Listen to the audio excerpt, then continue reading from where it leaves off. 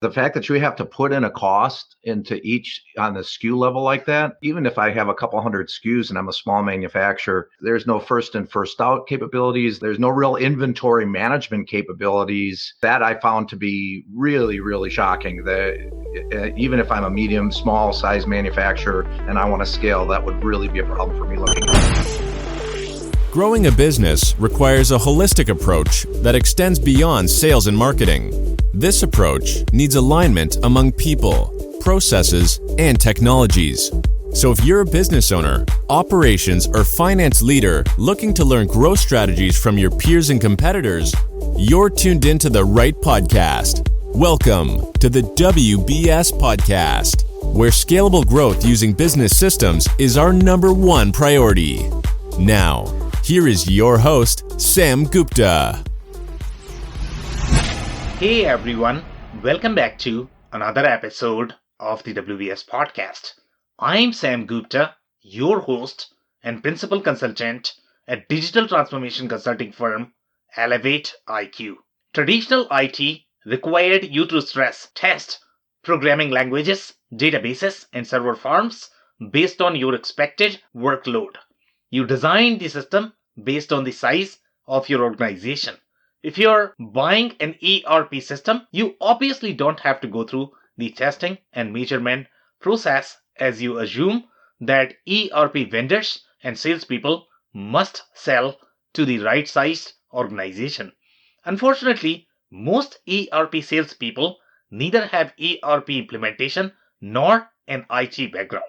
To be fair with them, their providers never provide them with the technical sheet or technical education of the system's limitations. Instead, they only have access to the functional sheets.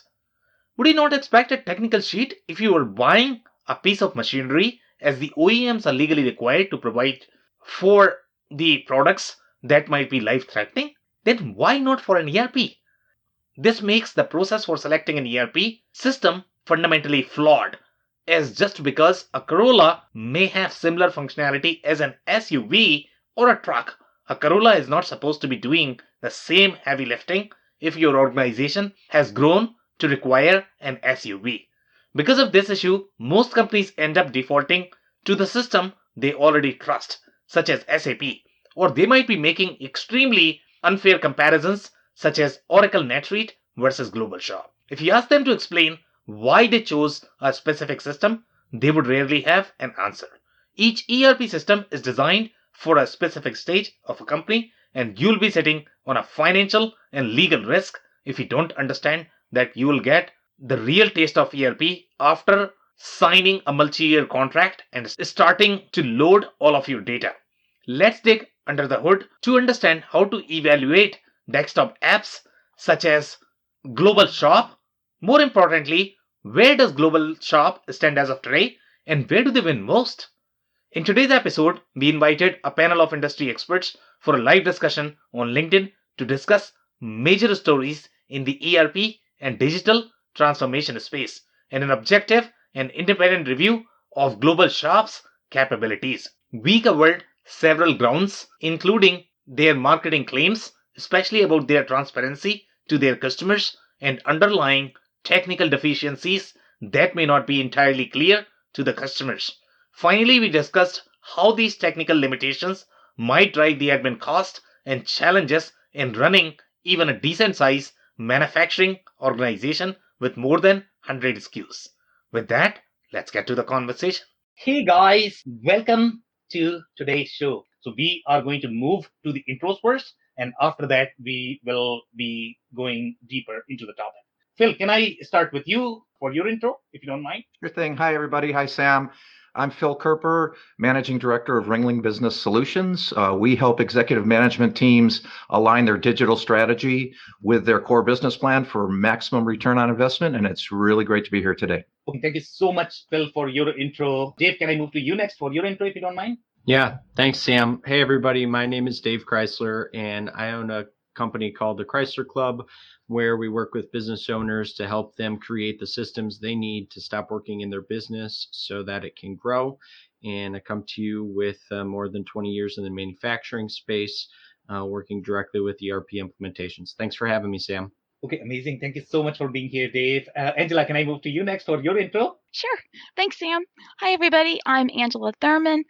I own Thurman Co., a project management consulting company in Houston.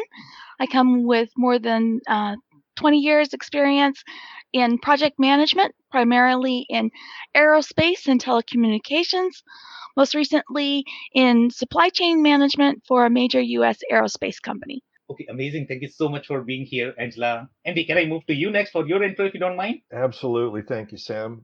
My name's Andy Pratico. I've been in the ERP industry for manufacturers for over 4 decades. I've worked with manufacturers all over North America.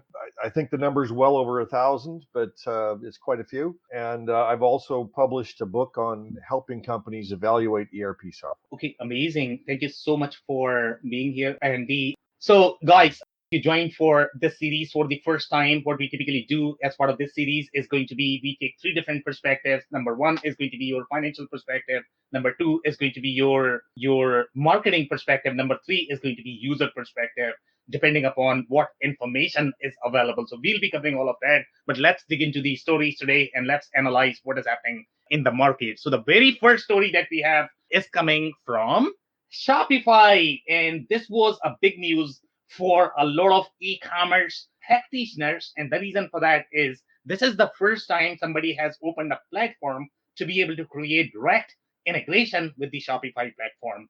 If you have been in the e-commerce space for any length of time, you would understand the challenges when you are going to integrate e-commerce platform with your ERP, especially if you are going to be exploring scenarios such as buy online, pick up at store. If you have 24/7 functioning store, you have significant challenges. It wasn't easy at all. Shopify is trying to bring the native integration. I don't know how deep this integration is going to be, but they are really bringing this closer to ERP that you have end-to-end experience as if you were part of one system. So here, the news is going to be Shopify Global ERP Program enables vendors to build direct integration from their ERP systems into Shopify platform. Again, this is the Shopify initiative. There are a bunch of systems such as Acumatica, Infor, Oracle NetSuite. And by the way, they are using word Infor. Infor has a lot of different products. So they are not clear in terms of which integration this is and which product this is. So I don't know. I mean, see, the news isn't clear. I don't know where they are overall in terms of this integration, but seems like Infor is at least invested in that. And then we have Oracle NetSuite and Brightpearl. I am not sure if I'm familiar with that platform, which are now available in the Shopify App Store. Integration for Microsoft Dynamics 365 Business Central. In case of Microsoft, at least they are being explicit that they are trying to build for the Business Central, which used to be your nav platform, as opposed to the bigger solution, because obviously Shopify is not going to have a place with the bigger solution because bigger solution is targeted for slightly more Fortune 500 global companies. So that's why they are building against Business Central. Okay, so the next story is really coming from SAP, and I don't know in the past if we have covered SAP in any of our sessions, but this is the first time we got something from SAP, which is very exciting, which is still a granddaddy of the ERP market share, especially if you talk about the enterprise space. A lot of people think that, SAP has lost their steam in the cloud market. They don't really have much of the stake in cloud. Oracle, you will hear this from Oracle, that, you are not going to hear from SAP because SAP has become very legacy solution. Oracle is winning a lot in the cloud market. Other competitors are really stealing the market share. SAP always had roughly 50% market share if you look at purely from the dollar perspective. Okay, in the ERP space. So a lot of small vendors think that, I'm stealing market share from SAP, but SAP is still a very granddaddy of the ERP industry. Now, if you actually look at the numbers of SAP, even in case of cloud, they are doing really well. And I don't know, maybe you guys can tell me from the Oracle conversation if SAP is doing better than Oracle or worse than Oracle, but seems like they are doing pretty good. So here, if you actually look at the S/4HANA platform, which was always positioned to be slightly behind in cloud, this is the grand solution that every single Fortune 500 is probably going to be either SAP Shop or Oracle Shop. Sometimes they are going to have Microsoft as well. But for the most part, it is either going to be SAP or Oracle. So S4HANA is winning big time. So here, if you actually pay attention to the way they have reported, they are saying the S4HANA current cloud backlog was up 60%. And Phil, maybe you can help me here with your financial background. So I don't completely understand what backlog really means. To be honest, I don't know if you have seen the backlog term. I don't know if this is going to be more of the back order that they cannot fulfill right now. Yeah, those can be used interchangeably. So it's the backlog is the amount of business in process. So you've received an order, but you haven't executed on the order. In manufacturing, that would mean you haven't shipped it. In here, it just means you haven't fully executed on that order yet. How they say when it moves from backlog to order is an interesting issue of how revenue is recognized in this area, but that's another topic. But it means they're waiting to fully recognize it. Yeah, and I agree, to be honest. I mean, that was my understanding as well. But they are saying the current cloud backlog was up 60%. So here's how I am going to read this, okay? So if I am, let's say, a manufacturing customer or the SAP or in the SAP ecosystem, this would mean that the customers are actually willing to move to S4HANA. So they have some sort of confirmation. I don't know if the confirmation is going to be simply in terms of the pipeline or it is going to be the actual order booking. If they have the actual order booking and they are not really able to fulfill those, now that's a big deal, guys. If they have the order that, okay, I have 50,000 customers who are really willing to move to S4HANA, but SAP does not have the capacity to be able to migrate those. That's a big deal, guys. Right. And you are so right on this one, Sam. Backlog is a good thing and a bad thing. It's a good thing because it says you've got plenty of business for the coming cycles. It's a bad thing if people are waiting. If you're not flowing it through into fulfilling those orders. Yeah. But I mean, the reason why it is a good thing for SAP is because they are really committed to SAP. They really want SAP to happen. And that's the reason why they are calling it this backlog. Now, I don't know from the financial perspective, what's the real metric here in measuring, what is a backlog? If it is going to be a simple opportunity in the CRM, all right, I don't count that as the real backlog. Sure, there may be a little bit of certainty in terms of the opportunity. But let's say if somebody has really swiped their credit card, then it's a different case that you have at least. I know that is going to be, liability from the financial perspective that you have to still deliver the services and you have to, then only you can recognize the revenue. But at least you have the cash. Once you have the cash, then things are going to be slightly easier. So in my opinion, I think if they have the backlog was up 60%, that's a big deal, guys. I have not seen this anywhere else, even in case of Oracle. Cloud revenue was up 20%. And now I don't know what is the real reason behind this backlog. It could be because lack of talent. It could be because they don't have enough partners who are qualified enough to be able to migrate, or they just want to take time to do the analysis before they can. And most of the SAP workloads are going to be humongous. Like they are really big. So you don't want to flipping ERP overnight. It would not make any sense. So obviously you want to be slightly more diligent in the process. So maybe they are going through the evaluation process or with their assessment process even after closing the deal. Cloud revenue was up 20%. S4HANA cloud revenue growth accelerated as anticipated, up 46%. Software license revenue, guys, software license revenue is going to be your on-prem. Okay, so they are being extremely clear here that on-prem revenue is coming down, and that would be the expectation because most of these customers are going to be, they must be moving from your on-prem to cloud. So on-prem is going down, the services revenue is going down. In case of on-prem, you had far more services.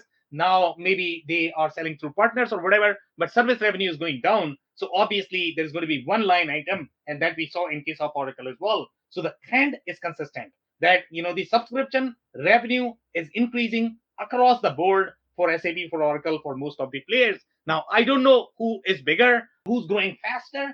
That is something I cannot get from this data. I don't know if you guys have any insights there. This revenue decline, I think they are talking about the service revenue, was primarily they had done one of the divestiture, and that was for the SAP Digital Interconnect. I think that must be a very small play there for SAP. I don't really care for that. The total revenue was up 5% year over year. Now, if you really look at this number, then that's going to be your previous year, which is going to be your COVID year, and this year, which is going to be your better COVID year. So obviously 5% revenue is going to be probably flat growth because you were down significantly last year, but then you could only make up for 5%. So 5% is not a big deal. I think they were fairly even overall with respect to revenue expectations. The share of more predictable revenue grew by 3% points year over year to 77% in the third quarter. That's not as important, but the overarching message here is that SAP is also growing significantly in cloud as Oracle. The other story is coming from IFS, and this is going to be their relationship with Boomi. And I had no idea that they had relationship with Boomi. Obviously, Boomi is very well penetrated with their IFS. I don't know what were the real reasons why Dell spun off Boomi. I don't know if you guys could catch up the story, Boomi story back in the a few months back. Dell actually spun off, and it could be because of the strategic reasons. Maybe because you had the Dell brand associated with Boomi, some of the vendors might not be willing to work with Boomi because it may come across as red flag that you are Dell and you might be my competitor, so I don't want to work with you. So here, Boomi is creating really good relationship. Obviously, Boomi is going to be used in the majority of the ecosystems, SAP ecosystem, especially when you are going to have things like SAP SuccessFactors, you are going to have SAP Hybris, you are going to have SAP S/4HANA. Typically, they use Boomi. Even though SAP has its own integration platform, for the most part, they are probably going to be using Boomi in those situations. I don't know if that is consistent with the Oracle ecosystem as well. Oracle seems to have slightly better integration platform, but I have heard complaints about that as well. So I have personally not seen Boomi being used in the Oracle ecosystem, but it is very common in the SAP ecosystem, in the other ecosystem. We saw Boomi, if I recall correctly, in the Epicor session. They had relationship with Jitterbit.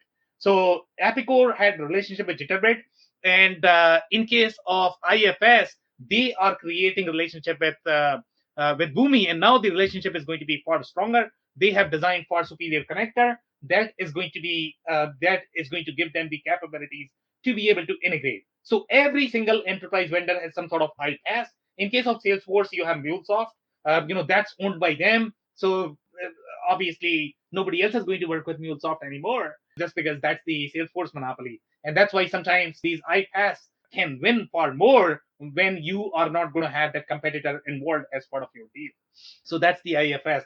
And the last news that we have is actually coming from Oracle, and this is also related to the iPaaS, but this is Oracle's iPaaS. So this has been recognized, for the fifth consecutive year on Gartner. If you actually follow the news, especially today, there were a bunch of announcements from Gartner, I guess from the IDC as well, and they all rated the iPaaS. And surprisingly enough, they all had different iPaaS as part of their Magic Quadrant. So I don't know, what are the real variables here, how they were measuring these iPaaS systems, but Oracle seems to be really doing well in the enterprise integration platform as a service, and that reinforces my point, the last point that I made, that I have personally not seen Oracle being used with Boomi. SAP is used a lot with Boomi.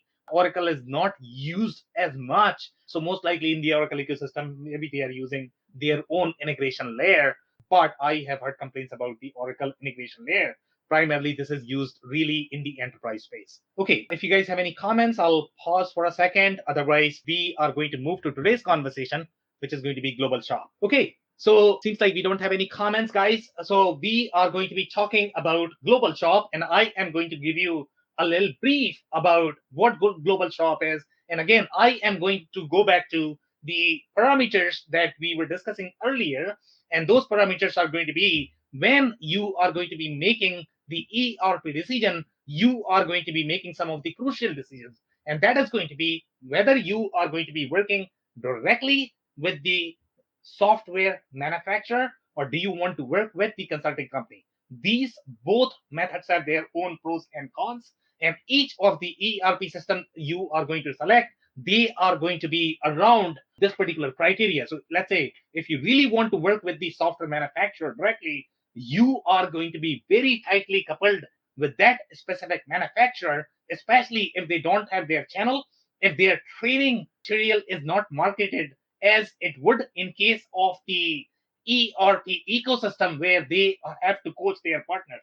when they have to coach their partners, the training material is going to be very well done because somebody else is reading it versus your internal team reading it, right? So they have to put a lot of work. Somebody is there to challenge your training material. When the software manufacturer themselves are actually trying to use this material for themselves, nobody is really there to challenge them. Moreover, you are going to be creating significant lock. Once you, let's say, if you are not happy with the software manufacturer services, then you don't have any other place to move on to. Your software manufacturers are going to have limitations overall in terms of consulting. They will be more than happy to help on the product, but they fall short when you are going to be doing the real consulting. And when I say real consulting, meaning, how do you create source of truth?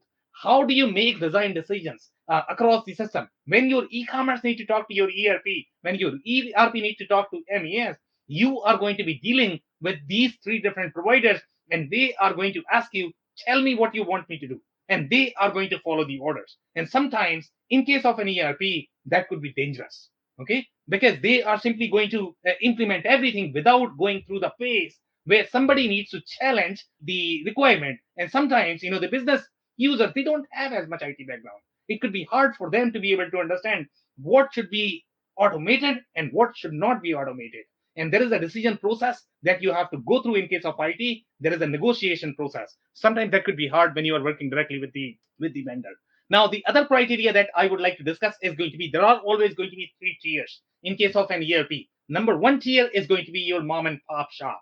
Okay, these mom and pop shops are not really owned by any of the private equity companies. They are not invested by the large investors. In case of ERP, that matters a lot because they are guarding your data. Okay, you are tightly coupled with them. Tomorrow you have a problem in your sales order, you are not able to fulfill your sales order. Who are you going to call? You have to call these guys. So they are going to be your strategic partner all the time. So you need to be really mindful in terms of where they are coming from. What is their real position in the market? What is their financial position? That's going to be super critical. You can't simply check the reference and pray that, whatever worked for the other customer is probably going to work for me as well. So there is a clear differentiation when you look at these ERP vendors. You are going to have super small vendors that are really promoting the desktop app. And we are going to be talking about that as well. What exactly is a desktop app versus a real ERP? And then you are going to have slightly more mid-sized vendor. They are either backed by private equity companies or they are backed by publicly from the public sources, right? So obviously they are going to be scrutinized far more on their financial statement in the way they operate because they are going to have board, they are going to have advisor. But when you have a family-owned business, we all know how family-owned businesses work. Okay, so that's a real risk for your business, especially if you're tight coupling yourself with a ERP vendor that is going to be family-owned. And we'll be talking about all of the issues that you are going to be encountering in that case. The other point that I really wanted to make is going to be there's a clear difference between what is a desktop app versus what is going to be an ERP that is going to be the operating system for your company. When you talk about desktop app, sometimes what these vendors do is they are going to thin down the technology footprint. Okay, you will not know this if you are simply comparing the checklist 500 functional requirements, and that's how typically ERP decisions are made. If you are simply approaching the ERP selection that way, most likely you are going to get a lot more technical issues and you will not get any explanation why those technical issues are happening. And these things actually run far deeper. We will be discussing all of that, why these technical decisions are going to impact your business processes. So here, a little bit of history, by the way. GlobalShop is a very, very, very old company. They started somewhere in 1970. I don't know if, I think SAP started around somewhere around that time. I don't know. Sightline used to claim that they were one of the oldest manufacturing system, but I don't know if Sightline started this back. Obviously, Infor started in somewhere in 2003. Right now, they are probably third largest. And Epicor, they are a very old company. Obviously, they are really big as well. But GlobalShop is not even close to any of these companies. If GlobalShop was really good, your expectation is going to be, hey, brother, you have been in the market for how many, like 50 years now? And you still have 50 employees. What's going on? Typically, my expectation is going to be, if you have been in the market for 50 years, you have really figured out your game and you are a real company and you want a real company that is going to be behind your ERP. In case of ERP, you want a real business that is backing your ERP. Global Shop Solutions is led by Dick Sons. It's still very family owned. There's no sort of advisor. At least I did not notice anywhere if they have any sort of real board or some sort of independent advisor who is advising the company how they can take their company to the next level. I could not find that. So they have their journey printed. And one of the things that you're going to notice if you actually pay attention to Global Shop, the way they have structured themselves. So as I had mentioned, the way we look at things, right, in the ERP market, number one is always going to be financial statements. That's the source of truth for me, because financial statements is nowhere can really sort of overstate, misrepresent in the financial statement. So this being family owned, obviously you're not going to find the financial statement. But the next thing that I really wanted to find is, okay, at least show me your marketing material. Okay, so I'm actually going to analyze your marketing material, how you have been presenting in last 50 years, and have you changed any of the positioning, the way you communicate to the market. If you actually go to the Global Shop site, it's a secret society, guys. Okay, the only thing you will know about Global Shop is going to be probably their menus. Even if you want to get a case study, you have to put your email address. I'm not comfortable with that. Why is it so secret? If you are so good, why would you not open up? So that's going to be my challenge with Global Shop, that why everything is so secret. Okay, so I could not find any data sheets, guys. What are you simply using these data sheets as part of your sales cycle? You are not comfortable presenting those publicly? I don't get it. I just don't get it. Yeah, Dave, go ahead. Hey, Sam, I did want to mention, as I was taking a look through their website, I agree with you. Everything is gated. But there is a notation, I believe it was on either their homepage or as you start to dig a little bit deeper into there.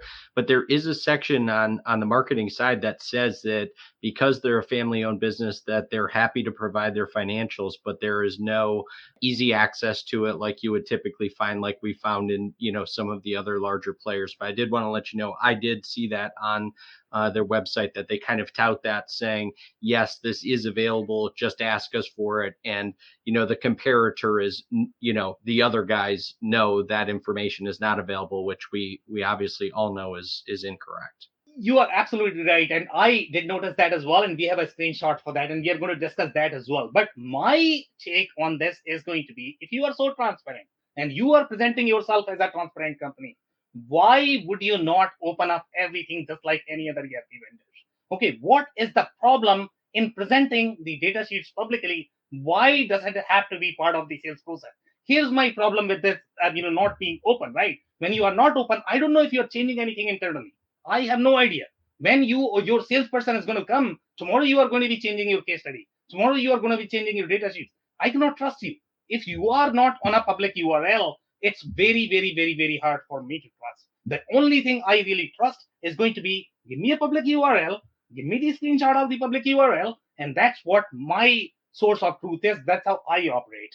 So here, if you actually look at their journey is very interesting. So since 2014, there has not been real updates overall. If you actually look at their user experience or the UI, they have claimed that they had released user experience back in 2014. Now, guys, if you actually pay attention, since 2015, the real cloud boom started in the market, right? So if you pay attention to Acumatica became really big. All the cloud native, platform for that matter, they really picked up the steam in 2015. That's where everybody started believing that cloud was a thing. Before that, everybody was sort of, I don't know if cloud is going to work. And these guys had released their pretty screens. By the way, this is still a very desktop app, guys.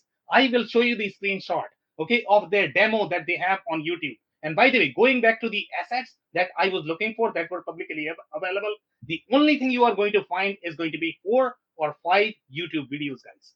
Okay, if you actually want to look at the product, if you really want to get a taste before a salesperson comes and they present you something fancy, it's very hard to trust that demo because you don't know what you are seeing.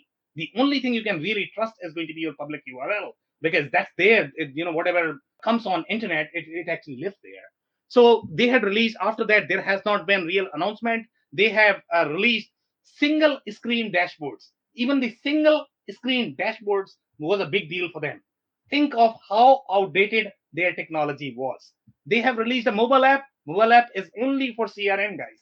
Now, I don't know if they acquired a CRM platform that is built on a different technology than the other underlying system. They could have done that. So that's why they are able to present these family mobile screens. So guys, if you actually pay attention to their menu are going to be fairly consistent. This is how ERP community operates. Angela, you are going to be happy here. They are alphabetical with their industry. So we have a consistent trend that everybody likes alphabetical for some reason. Okay, so obviously they are really good at their SEO. They have spelled out every manufacturing vertical that you can probably think of as part of their positioning, where all they are trying to position. But if you actually pay attention to some of the features, and again, if you actually click on any of these features, the content is going to be gated. It's not going to be open. So you have no real sense of what capabilities they really have and what they are sending to the customers. They might be changing everything when they are sending to these specific customers. Couple of things that you are going to notice, which I found really, really interesting. Okay, they have things like, websites for manufacturer. I saw advertising for manufacturers. Okay, so I have hard time understanding why are you selling the advertising services when you are an ERP OEM. So it's like I'm gonna catch everybody and I don't even know what I'm doing. I'm not too sure if I will find advertising for manufacturers on any of the OEM, and I'm being very specific. OEM is a very different positioning overall in the market. I don't know if you guys noticed anything else here on this menu, but they seem to be claiming that they have every capability that a manufacturing ERP is going to require under the sun. So, Sam, they do provide case studies, and when I dug into that a little bit more, I didn't think that all of those case studies necessarily were applicable. For example, PCB manufacturing, the case study that was provided, in my opinion, wasn't truly a PCB manufacturer. It was a company that perhaps supported PCB manufacturers, but the company itself, Evans, did not in fact manufacture printed circuit boards. So I found that a little bit misleading. Yeah, but I mean, I am pretty sure that you had to put your email address to be able to download those case studies. I did. Why do case studies need to be gated? I don't get it. I mean, why do your data sheet need to be gated? I don't get it. Data sheet is supposed to be you are positioning your product, make them open because so that people can trust you that you are positioning yourself publicly. If you don't tell me what product you have, then I cannot trust you whether you're going to build it or you have a real product. Okay, guys, so the couple of things, and these are the screenshots that we have taken, that you have to, if you want to download all of these product data sheets, you have to provide your email address, and I don't provide my email address to anybody unless they have a real offer for me. In this particular case, I cannot trust them, if they are going to be gated. I like things to be open, especially if you are talking about the data sheet, especially related to product positioning. And we have consistently seen across the ERP vendors that they all had ungated content, especially for case studies and the data sheets. Okay, so here, this is a very, very, very interesting screenshot, and this is what, Dave, you were talking about. Okay, I found this fascinating. Okay, so the first line reads, says, has the software company been serving the manufacturing industry for 45 years? Sure, you have been, but you were 50 years back and you are 50 today. Are you proud of that? I'm not. So yeah, sure, the length is great, but, and by the way, let me see, they are calling the other guys. And who are these other guys? They are not being clear. Who are you calling out? Are you calling SAP? Are you calling Oracle? Who are you calling? Okay, you need to make your mind in terms of who you are trying to challenge. You can't simply, call other guys. It's not very educational for the customers, in my opinion. I think it's more of the sales pitch. Can you get a financial statement from software company showing they are debt-free, offering future stability? I mean, look, GlobalShop, you're amazing, but you are not very financially stable. You haven't shown us a real growth that I would expect, especially if you have been in the market for 50 years. So we are going to dig into all of that. And the other point is even more interesting. They are saying, are my maintenance fees? So when you say maintenance fees, meaning this is a very on-prem solution. Okay, it is not the cloud-based solution. They are still very on-prem, And they are saying, I am going to be charging you 20% maintenance fee. And that also goes in R&D. And now we are going to see how much R&D we are doing. We are going to look under the hood on their technology if they have been doing any R&D. Obviously, if you're simply looking at marketing material or the feature sheet, you will not be able to know. So we are going to be looking under the hood. Okay, what have they done overall? Okay, guys, so this is the point that I was trying to make related to the on-prem. So if you actually look at the icon here, this is the global shop icon. It is not really opening in the browser, as you guys can see here. And the reason, if they were even a little cloudy, okay, they are probably going to be open. They will open in a browser in this particular case. This is really the desktop app, guys. This is not even close to being an ERP. An ERP is supposed to be doing far more than just being a desktop fishbowl app, that is going to work on somebody's computer. So here, if you actually pay attention to their menu structure is very outdated. This is a very .NET sort of, or VB, if you guys remember Visual Basic programming language. These screens actually appeared as if they were created in Visual Basic. And I was actually coding Visual Basic, I believe, in 1999. So I can tell you, I was doing the same work in 1999, and we have come a long way since then in terms of the technology capabilities and how software should look in 2021. Okay, so some of the technical considerations. So one of the things that these desktop apps do is because they have to run on a desktop computer. Now, when you think about the desktop computer, if you are going to load your SAP on a desktop computer, your computer is probably going to die. And the reason why it is going to die is because your software requires heavy processing power that your desktop computer don't have. Now, if you are going to compare your SAP with GlobalShop, you are going to say that, GlobalShop is amazing because it can work on my computer. SAP cannot. Okay, so if we are comparing that way, obviously that's an unfair comparison. Okay, so what these desktop companies do, and this is the conversation that we were having in case of QuickBooks as well. What these desktop app companies, they are trying to select a database. Okay, that database is going to be slightly leaner version of the real database that is going to back your enterprise app. For example, let's say if you look at the enterprise IT, they are going to be backed by one of the databases. That could be Oracle, that could be Microsoft SQL Server, MySQL. Those are some of the databases. They are designed for the transactional replication. They are designed for the transactional consistency, the integrity of the different transactions that you typically have as part of your ERP. Now, when we look at this particular screen, so what they have done and what these desktops app typically do is they are going to flatten their object structure. Now, when you say flatten the object structure, for example, let's take an example of the sales order.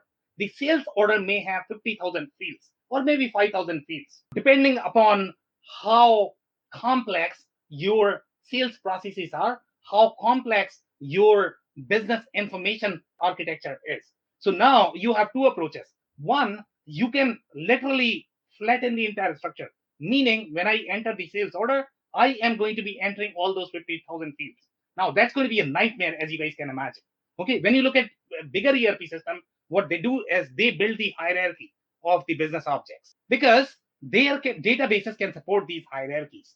The thinner ERP systems, what they do is they are going to flatten out everything. So number one, the problem that you are going to get is when you are going to be entering these sales orders, if you make a mistake in case of the hierarchical data structure, what is going to happen is you have to make the changes only at one place, and that change is going to be reflected across all of your business objects as opposed to changing it everywhere. Now, if you look at these desktop apps, the reason why they have to flatten out is because of the limitation of their database, because they are trying to reduce the memory footprint of their database technology. That's why they have to do this. So they are going to claim that, I have to flatten it out because I am trying to make it easier for you. Okay, but making it easier is subjective.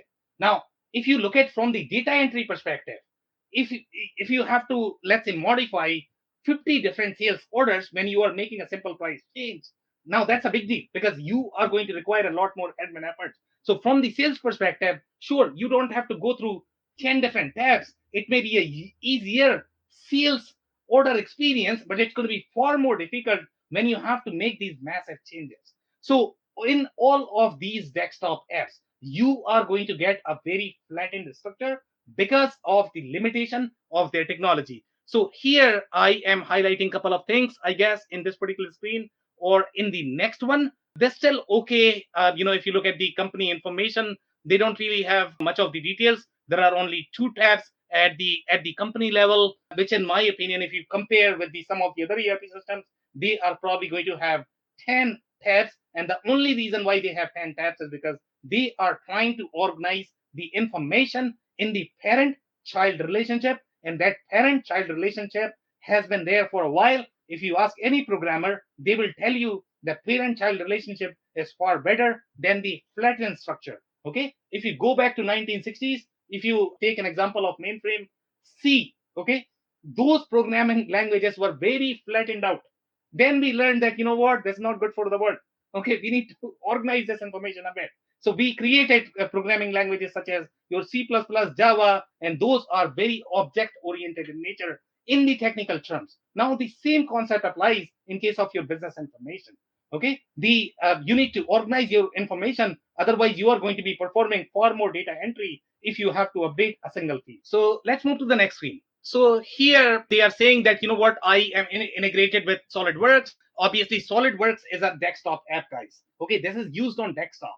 SolidWorks you will never find in the enterprise IT setting where you have the common instance of SolidWorks. So that's how you should be thinking about the desktop apps. The SolidWorks is a desktop app. It can integrate with your desktop app, which is called GlobalShop in this specific instance. Now, let's look at some of these screens here. So one of the things that you are going to notice is the cost is the manual field. Can you believe this, guys? You have a manual field for the cost. If you look at some of the larger ERP systems, you are going to have a hierarchical structure to compute your cost. You have to enter a lot of different data fields, and that is going to be part of your master data setup. Now, if you need to change the cost of this or cost of any of the underlying variables, now you have to be changing on each of the parts. Let's say if you have 50,000 SKUs, oh my goodness, even for a small change, every time you are changing to the 50,000 parts. Now imagine how much work that is going to require. Nobody's going to like it. Okay, so that's the problem with the flattened structure versus the centralized or the object-oriented structure. And this can work for, let's say, if you have 100 SKUs, 200 SKUs, no problem. If you're a $10 million company, no problem. Okay, but as you grow in terms of your number of SKUs and the amount of information that you need to capture for each of your business objects, that is going to grow exponentially when you are going to grow, let's say 20, 30, 50, $100 million. You have things like purchase conversion, consumption conversion. You are going to find at least 100, 200 business rules, just based on this field, and there is going to be a little hierarchy there. When you are going to click on, let's say, NetSuite or Acumatica, when you are going to click on this, there's going to be a pop-up on the screen, and then you'll be able to see that there is a little hierarchy and the business rules that are being kicked off. Obviously, that is all missing. And the reason why that is missing is because of the technical limitation that we have in the underlying database, because they cannot really support number one distributed transaction. Okay. And the way distributed transactions work, guys, is going to be when you have two unrelated objects in the technology terms. Okay. So when you are updating, let's say, inventory as well as GL, when you have to update these two, then what you need to make sure is if your inventory is updated, obviously you need to update your GL as well, right? Because that's part of just one transaction. You are closing one transaction from your UI. You need to make sure when you hit the save button, all of those objects are saved. Otherwise, your data is not going to be in sync, right? So what distributed transaction does is, let's say if one of these calls are going to fail in between, then it's actually going to call everything back. So in their case, natively, database does not support distributed transaction. Can you guys believe this? And in case of ERP, you can imagine when you are going from your sales order to invoice, how big that transaction is, how many tables you need to update. And sometimes you could have as many as thousands and thousands of tables that you need to update. And especially when you are doing this massive manipulation in case of your bombs, that could be a very heavy lift overall in the database update, the way you are doing. And even if one call is going to fail, they don't have that native capability, and they have to use a lot of custom code to be able to provide that capability. Now that's a big deal, guys. So there is a real data integrity problem natively in the database, guys, and that you are only going to learn when you are going to, let's say, grow to your 30, 50, and then your items are going to start, they might disappear. Sometimes you might have issues, and then those guys are going to say, you know what, I don't know what the fix is. Fix it. So they're going to do something, but you will not know what the real issue is. The mobile, if you actually pay attention to the mobile, they don't really have the native mobile app. What they have is the URL, and they are opening a browser. So the only thing they have is the screens, and they are going to be opened in your mobile. The only thing you have done is you have really changed the aspect ratio of a screen. You have not really developed them natively. So obviously your experience is going to be horrible when you are going to be using this on mobile. Okay, so obviously, they have been in the market for a very, very long time, and they have very deep capabilities. Now, guys, if you actually want to innovate in terms of technology, they are always innovating functionally. I get it, guys, but the technical improvement of the product is equally important, because all of the technologies that your software is dependent upon, they need to move in sync. If your operating system has moved, then you want to make sure that your software is moving along the value chain as well. So in their case, they have very deep functional capabilities. Now, this is going to be a very hard lift. Let's say if they try to convert this in the cloud native platform, the family cannot support this. You require an investor, who is going to put real money in this to be able to convert this into the cloud native platform. Otherwise, it's going to be really, really, really hard. Okay, so guys, if you guys have any comments, I can take some short comments. What was the screen you were just showing us, Sam? With that graphic, the chart? This is the APS screen, Andy. Okay, gotcha. I mean, if you actually ignore the technology overall from the functional perspective, this is an amazing product. Anybody will buy if they are simply looking at demo. And the reason why they will buy is functionally, it's a very rich product. And when you are looking at the demo, guys, you are looking at the demo on the desktop. That's not the real representation of your data. Once you actually load your data in an ERP, once you start performing those transactions, then you are going to get the real taste of how IT systems work. And there is always, I mean, see, when you talk about the traditional IT systems, we used to do stress testing as part of the ERP system. In case of ERP system, the stress test is not there. You are simply looking at a system functionally, and you are simply buying it, okay? And you are making an assumption that whatever transaction you are placing, sales order, invoice, in your sales process, that's going to work for all of your data sets once you actually start hammering that system for 5 entities, 5 facilities, 40 facilities, I don't know. So guys, I'm actually going to move to some of the user reviews. Guys, one of the things that you are going to notice about Global Shop, their reviews are really, really positive. Okay, that's the consistent trend that I have seen. Their support team is really good, guys. These guys are really working hard and making sure their customers are happy, which is obviously a big deal. We have not seen these positive reviews, even in case of your Plex. Okay, even though Plex is a really sexy platform, but their reviews were really good. But in case of Global Shop, the reviews are really good. So obviously the team is really good. But we will pay attention to what kind of sample set are we talking about in terms of review. So here, as you can see, the company sizes are free, 51 to 200 employees. I don't know how many of them are really using the ERP. Something that sometimes that could be a variable that you need to pay attention. So even if you might have, let's say, 200 employees, if 10 people are using the ERP, you are really 10 people company in my eyes. So you are, even though you are going to claim that, my software can work for 200 people company, but actually those 200 people are not really using the ERP system. So in my mind, it is really the 10 users that are really using that. This is a recent review. This product comes out of the box with all the modules and many custom programs that can be downloaded. So they have a lot of custom programs that they are providing as part of the main offering.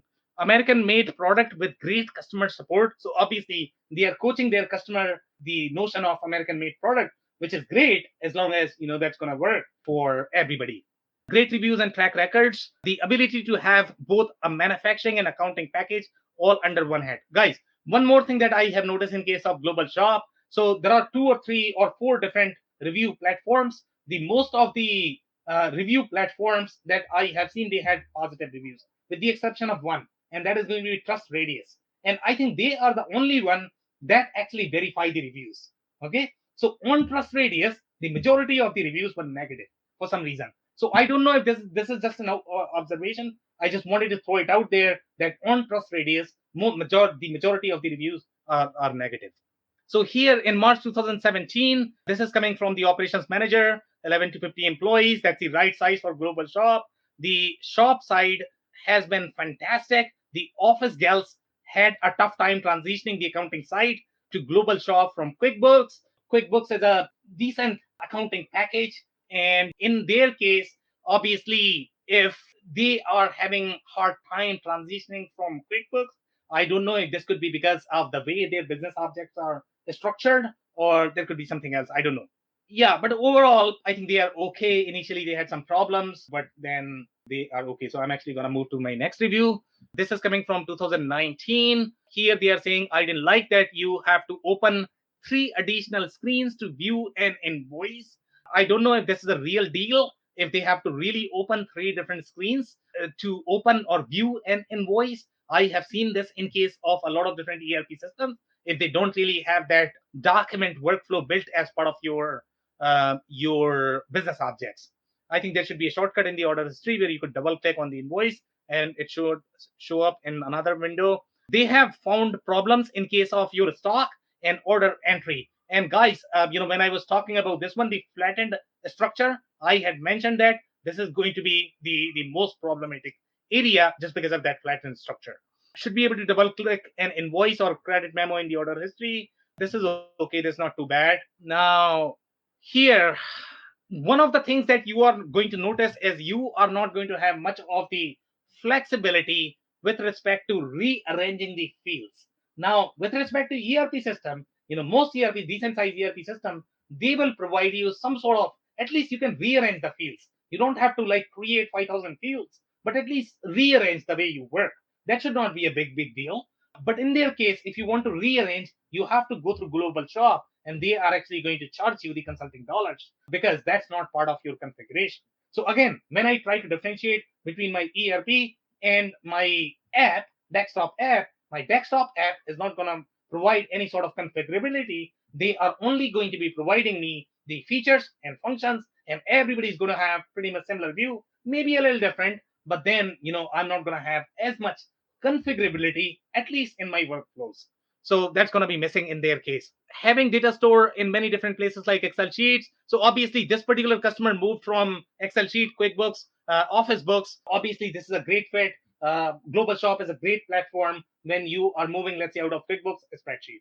But if you are moving from another ERP, that's going to be questionable. Here, to complete a new quote will take you a minimum of 3 to 5 minutes to complete it. There is no way, there is way too much information and clicks to go through. And the reason why you have to enter so much information, guys, is because of your flattened structure. Because when you are going to have your organized structure, a lot of this information is going to be defaulted based on the data entry that you are going to do in every single field. The only things that you should be entering in case of your sales order is going to be your customer. It's going to be the item that you are buying and the quantity. If you have to enter anything else, that's going to be a stretch, but those are going to be 3 or 4 fields that you should be entering. But in their case, you are going to be entering a lot, again, because of the flattened structure. Okay, so guys, this was eye-opening for me, to be honest. Okay, so I actually like to dig into where the technology is and who is owning it, because there are going to be political pressures. Everybody's trying to make money here. Let's be honest, right? So here, if you actually look at where the database is right now, and the database, and Andy, you could tell me which database they are using, Pervasive. And I had no idea that they were using Pervasive platform if I did not find this review. In the review, it was listed. That's how I came to know. I have no idea because I don't have any training material. I don't have any support material. I don't have their data sheets. I don't have their case studies. So I don't know what you have underneath. And if you tell me that I am using Oracle underneath, I'm probably going to believe you because I'm part of the sales cycle. And whatever you are going to tell me, it's very hard to challenge because I would not know unless you tell me. So this actually, I found this in the review, and they were using Pervasive as opposed to the SQL Server. Now that's a huge red flag for me. So let's look at where Pervasive is right now. And by the way, guys, going back to my original point, these guys were claiming that I am investing all of your money in the product development. Pervasive is a very old database. It's a 50-year-old database. It's not going anywhere. It's a it's really dead. If it was so hot, then one of the companies like SAP, Microsoft, they would have bought by now. But where is it right now? Okay, so we are going to look at the history of the Pervasive. So Pervasive was acquired by an Indian company. Okay, it's called HCL Technology. They have zero stake in the software development world. Typically, they should not be buying any sort of IP. The only reason why they have bought this IP is because they are looking for all the technologies that are becoming outdated so they can charge far more, because these people are going to be very hard to find in the market. Okay, so that's how the professional services world works. And that's why they have acquired this. And obviously, they are going to increase the price, and they are not going to maintain your database unless you pay them the dollars that they are going to demand, or you are not going to get support from anywhere. I mean, that's what happened to mainframe. That's what happened to any of the outdated technology that nobody wants in this world except GlobalShop. So, okay, so here in the public release, they have said, you know what, this acquisition will add cutting edge intellectual property to SCL. Come on, SCL, you are not cutting edge. You know, you are a professional services company. You haven't done anything cutting edge, as far as I'm aware of. So, you know, don't call yourself as cutting edge. It's when a database gets full of records that the engine starts to matter. And this is actually coming from the development, guys. And this is from this review is from 2015. I guess this was from 19, and this is coming from developer. And they are trying to find if there is going to be a real issue because of pervasive DB. And if you actually look into the developer community, they are very clearly going to identify that pervasive DB is designed for very thin, lean apps that are supposed to be running on the desktop. They are not supposed to be running as your enterprise system, or you are going to have significant issues. It's when a database gets full of records that the engine starts to is pervasive SQL worthy backend for 30 million. Yeah, we don't really have any conclusion here, but I think in the next screenshot we have a little bit of conclusion, and there is a real research that a lot of developers have done. And this is the review that I was talking about. I think this is coming from Trust Radius. This is the only one which is the verified user, and they don't have very positive reviews here. As you can see, the layout is hard, and it's very hard to navigate. Need to go to different sections to access functions of the system, which can be confusing. The error seems to pop up all the time. You're going to get a lot of errors. Port router number randomly disappear. Obviously, you will have that when you have real problems in your data integrity. Unless your developers tell you, you won't know what is happening under the hood. The help section is very technical in nature. I would expect that, because they are not really investing as much money in the training material, because you are not really commercializing that as your offering. So yeah, that's consistent with what I reported. Some of the basic things, such as you are unable to match a debit and a credit on a customer or vendor account to remove it from the open ledger. Now, this should not be a big deal, but they have clearly highlighted this as a problem, and this is a very clear indication that they have real data integrity issues. They are not just telling you, yeah, and they have clearly highlighted that if you are some sort of small manufacturing or retail business, this is a great package. And this is the study that I was talking about, guys. This is going to be related to the comparison of different, and one of the key points that you want to pay attention to is going to be the speed that this guy tested. And this is from 99, guys, and this is the IT Pro, and they had run a test. And in case of pervasive SQL, the same transaction took roughly 26 seconds. In case of SQL Server, it took 7 seconds. And by the way, guys, and I don't know if this is going to be the update or select, but this is a major difference. You are not only going to feel this difference in case of your transaction performance, but you are going to feel this difference in case of your data entry as well. I was going to say, the previous screen, you're talking about accounting and financials. Some of the things that we've mentioned here today is the website makes certain claims, and we all know marketing is an amazing thing. What is perceived is real to a lot of people.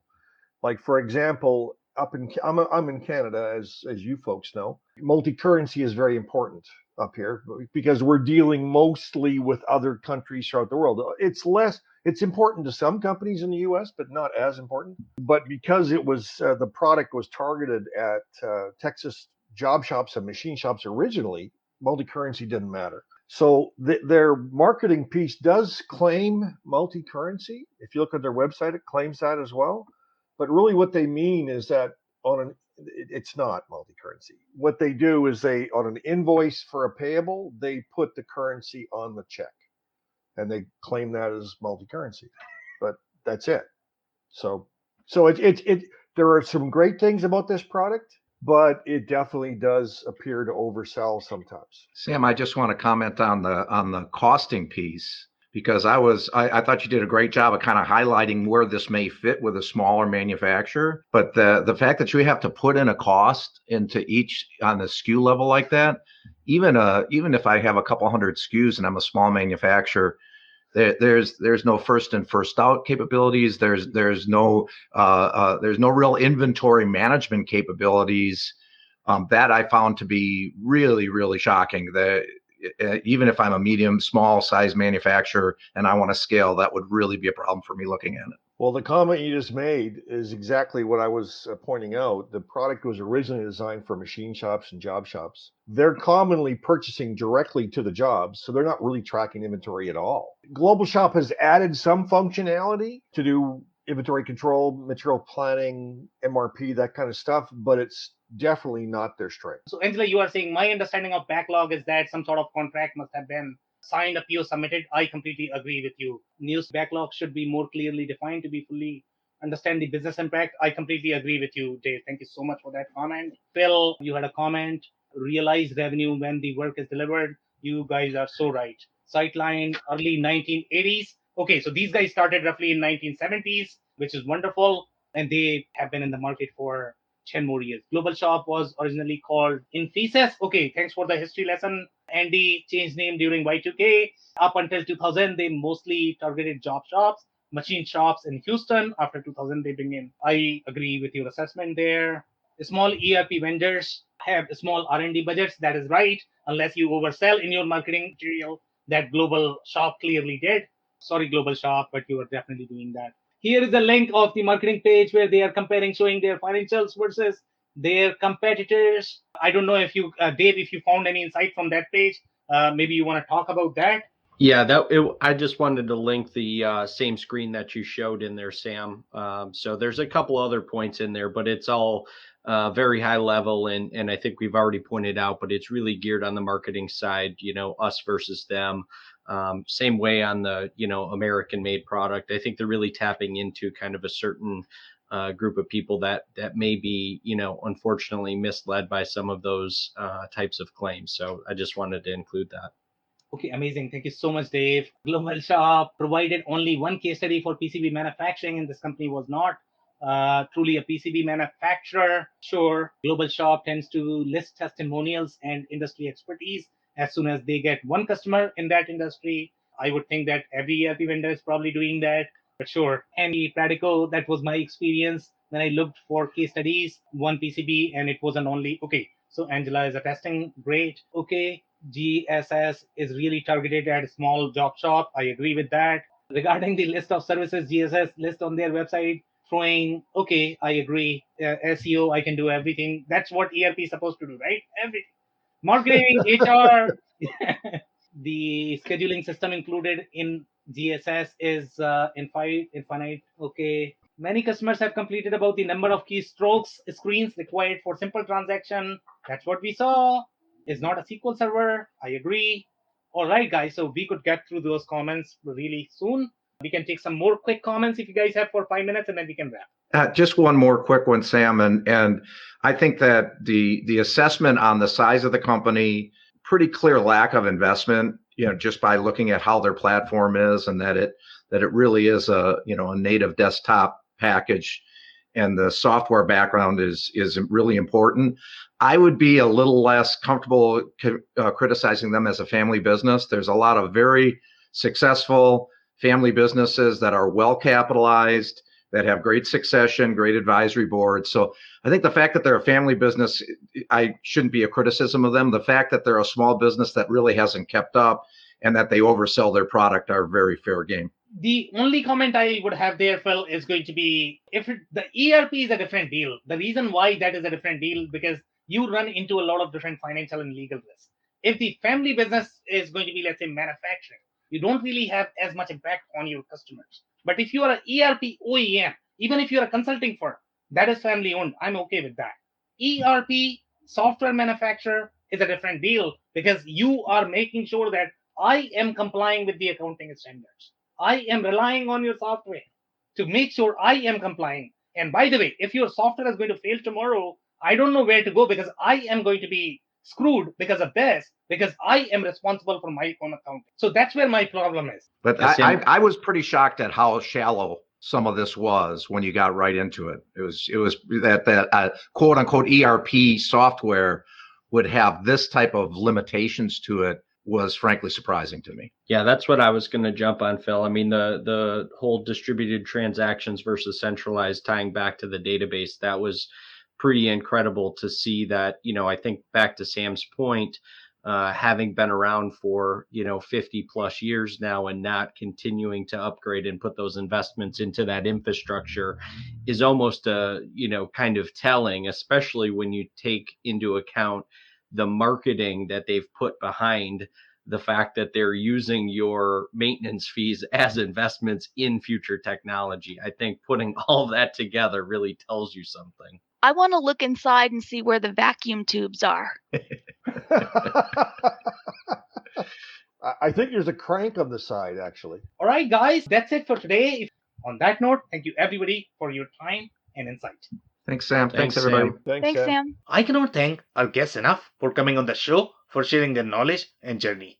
I always pick up learnings from our guests, and hopefully you learned something new today. If you want to learn more about Andy Pratico, head over to essoft.com.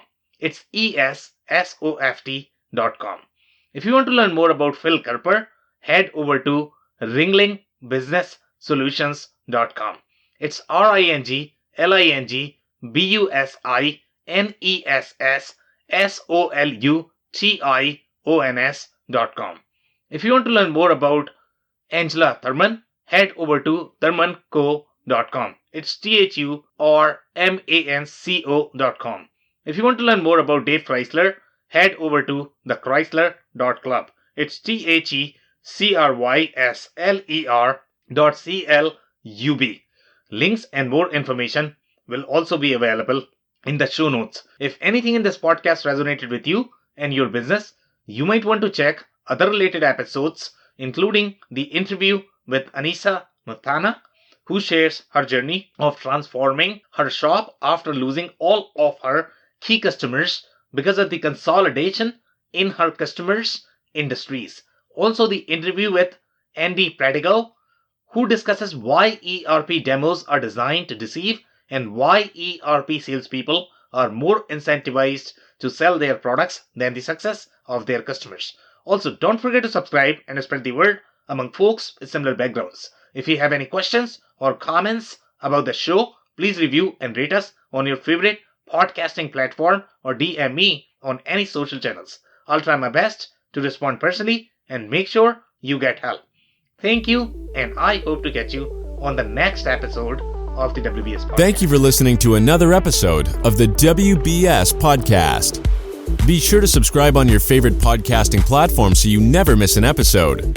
For more information on growth strategies for SMBs using ERP and digital transformation, check out our community at WBS.rocks. We'll see you next time.